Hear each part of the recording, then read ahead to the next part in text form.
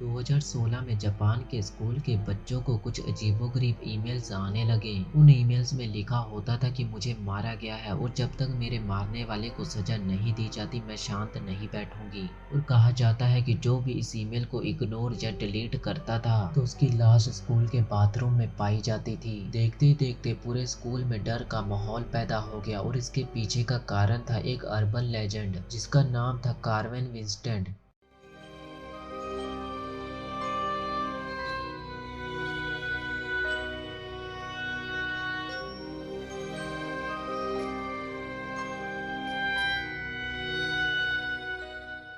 एक 17 साल की लड़की जिसका नाम था कार्वेन विंस्टेंट। कार्वेन जब 17 साल की थी तो उसके परिवार को दूसरे शहर में शिफ्ट होना पड़ा क्योंकि उसके पिता का ट्रांसफर हो जाता है और उन्हें एक ऐसे शहर में जाना पड़ता है जहां कार्वेन किसी को भी नहीं जानती होती। उसे अपना स्कूल भी साल के बीच में ही छोड़ना पड़ता है और दूसरे शहर में जाने के बाद उसे नए स्कूल में एडमिशन लेनी पड़ती है जहाँ उसे कोई भी पसंद नहीं करता। स्कूल में कार्वेन का कोई भी दोस्त ना होने के कारण वो ज्यादातर समय अकेले ही बिताती थी। लेकिन थोड़े समय बाद ही कार्वेन एक ग्रुप में शामिल हो गई जिसमें कुल 5 लड़कियां थी। कार्वेन को लगने लगा था कि ये 5 लड़कियां उसकी अच्छी दोस्त हैं। और कुछ समय बाद ही उसे इन 5 लड़कियों की असलियत के बारे में पता चला। उसने देखा कि वो लड़कियां उसकी पीठ पीछे बुराई करती हैं और उसके बारे में झूठी अफवाहें फैलाती हैं। जब उसने उन सब से इस बारे में बात की तो उन सब ने उसका जीना हराम कर दिया और वो 5 लड़कियां रोज कार्वेन को परेशान करने लगी।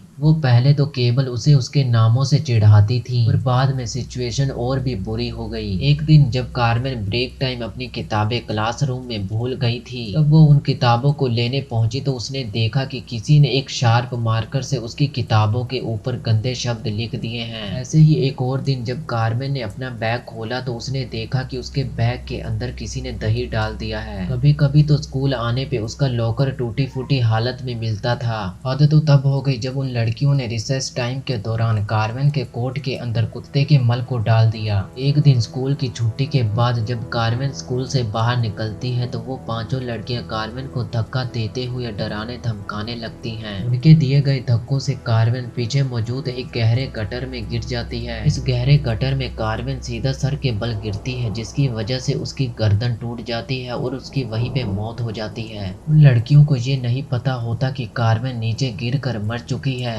वो सभी कार्वेन के नाम को बार बार लेते हुए उसे चिढ़ाने लगती हैं। वहाँ पे स्कूल के बाकी बच्चे भी आ जाते हैं और वो सब भी कार्वेन पे हंसने लगते हैं। काफी देर तक जब कार्वेन को पुकारने के बाद भी उसका कोई जवाब नहीं आता तो स्कूल के टीचर्स को बुलाया जाता है। स्कूल के टीचर तुरंत ही पुलिस को बुलाते हैं। पुलिस काफी मेहनत के बाद खून से लथपथ कार्वेन के शरीर को बाहर निकालते हैं। पुलिस जब उन 5 लड़कियों से इन सब के बारे में पूछती है तो वो कहती है कि कार्वेन चलते चलते खुद ही उस गड्ढे में गिर गई और स्कूल के बाकी बच्चों ने भी पुलिस को सच नहीं बताया कि उन लड़कियों ने कार्वेन को धक्का दिया था। वो सब भी यही कहते हैं कि कार्वेन खुद ब खुद चलते हुए उस गड्ढे में गिर गई। जिसके बाद पुलिस भी उन सब की बातों को मान लेती है और इस केस को एक्सीडेंट का नाम देकर यहीं पे बंद कर देती है। सबको लगा कि ये सब अब खत्म हो चुका है। और कुछ महीनों बाद ही कार्वेन के स्कूल के बच्चों को उनके माई स्पेस अकाउंट पे कुछ अजीब तरीके के ईमेल्स मिलने लगे। उन ईमेल्स का टाइटल होता था दे पुश्ड मी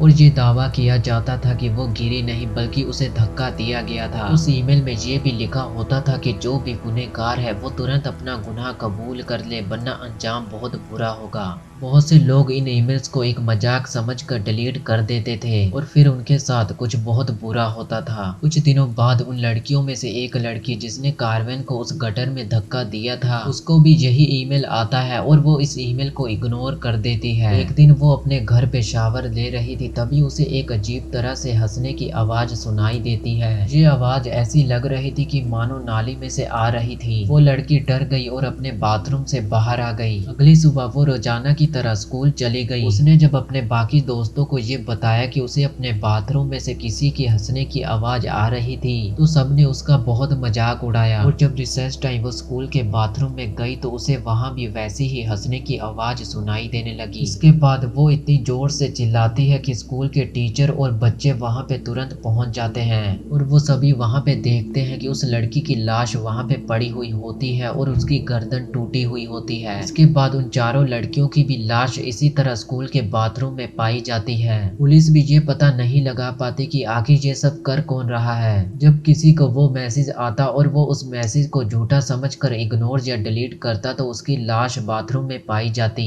देखते ही देखते ये बात पूरे स्कूल में फैल गई कि कार्वेन की आत्मा अपनी मौत का बदला ले रही है, और जो कोई भी इस बात पे भरोसा नहीं करता या इस बात को झूठ मानता तो उसे भी वही मैसेज आता और उसकी लाश भी बाकी सब की तरह बाथरूम में पाई जाती। कहा जाता है कि कार्वेन से बचने का सिर्फ एक ही रास्ता है कि जिस किसी को भी वो मैसेज मिलता है उसको वो मैसेज ज्यादा से ज्यादा लोगों तक भेजना होगा, तभी वो बच सकता है। अगर वो ऐसा नहीं करता तो उसका सामना कार्वेन से होगा।